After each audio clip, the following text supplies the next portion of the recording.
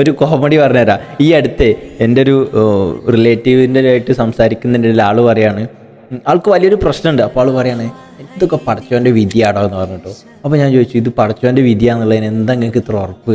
ഇത് കറക്റ്റ് വിധി തന്നെയാണോ എന്ന് ചോദിച്ചു. എന്നിട്ട് ആളെ ലൈഫിൽ മുമ്പ് ഉണ്ടായിരുന്നൊരു ഇൻസിഡൻറ്റ്, ഇതുപോലെ വിധി എന്ന് പറയാൻ പറ്റുന്ന ഭയങ്കര ടഫായിട്ടുള്ളൊരു സിറ്റുവേഷൻ ഉണ്ടായിരുന്നു. അതിനെപ്പറ്റി ഇപ്പോഴത്തെ നിങ്ങളൊരു നിലപാട് എന്താണെന്ന് ചോദിച്ചപ്പോൾ ആൾ പറഞ്ഞു, അതന്ന് അങ്ങനെ സംഭവിച്ചത് നന്നായി, അതുകൊണ്ട് എനിക്ക് കുറേ കാര്യങ്ങൾ പഠിക്കാൻ പറ്റി, എൻ്റെ ലൈഫിൽ കുറേ മാറ്റം ഉണ്ടായി എന്നൊക്കെ പറയുന്നുണ്ട്. നോർമലി നമ്മൾ ദൈവത്തിനെ കാണേണ്ടത് എന്താണ്, പടച്ചവനെ കാണേണ്ടത് എന്താണ്? ഒരു സമാധാനം എന്നുള്ളതാണ് അല്ലേ, ഒരു പീസ് എന്നുള്ളതാണ്. ബട്ട് അധിക ആളുകളും ദൈവത്തിൽ സമാധാനം കണ്ടെത്തുന്നത് എങ്ങനെയാ അറിയോ? ദൈവത്തിൻ്റെ മുകളിൽ പഴി ചാരിയിട്ടാണ്, ദൈവത്തിനെ കുറ്റപ്പെടുത്തിക്കൊണ്ടാണ്. ഇതൊക്കെ ദൈവത്തിൻ്റെ വിധിയാണ്. ഇപ്പോൾ ഒരു കാർ ഓടിച്ചിങ്ങനെ പോവാണ്, ആ കാർ എവിടെയെങ്കിലും തട്ടിയാൽ എന്ത് ചെയ്യും?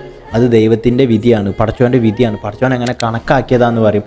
അപ്പം ഞാൻ ചോദിക്കട്ടെ, ആ കാർ നല്ല രീതിയിൽ വീട്ടിലെത്തിയാൽ നിങ്ങൾ പറയാറുണ്ടോ ഇത് പടച്ചവൻ്റെ വിധിയാട്ടോ, ഞാൻ നല്ലോണം ഇവിടെ വീട്ടിലെത്തുന്നത് പടച്ചവൻ്റെ വിധിയാണ് നമ്മൾ പറയാറുണ്ടോ? നോ. അപ്പം നല്ലത് വരുന്ന സമയത്ത് നമ്മൾ പടച്ചവനെ വിധി കൊടുക്കുന്നില്ല, അല്ലാത്ത മോശം വരുന്ന സമയത്ത് പടച്ചവനുള്ള വിധി കൊടുക്കുന്നുണ്ട്. അതിനൊന്നും മാറിയിട്ട് നിങ്ങൾ നല്ലത് വരുമ്പോൾ പടച്ചവന് വിധി കൊടുത്തില്ലെങ്കിലും കുഴപ്പമില്ല, മോശം വരുന്ന സമയത്ത് പടച്ചവനുള്ള വിധി കൊടുക്കാതിരിക്കുക. എന്നിട്ട് മെല്ലെ ഒന്ന് ചേഞ്ച് ചെയ്തിട്ട് ഈ നന്മയിലേക്ക് വരുന്ന സമയത്ത് നല്ല രീതിയിൽ വണ്ടി വീട്ടിലെത്തിയാൽ ഇതിൻ്റെ പടച്ചവൻ്റെ വിധിയാന്നുള്ളൊരു രീതിയിലേക്കൊന്ന് മൈൻഡ് സെറ്റ് ഒന്ന് മാറ്റാൻ വേണ്ടിയിട്ട് ശ്രമിക്കുക എന്നുള്ളതാണ്.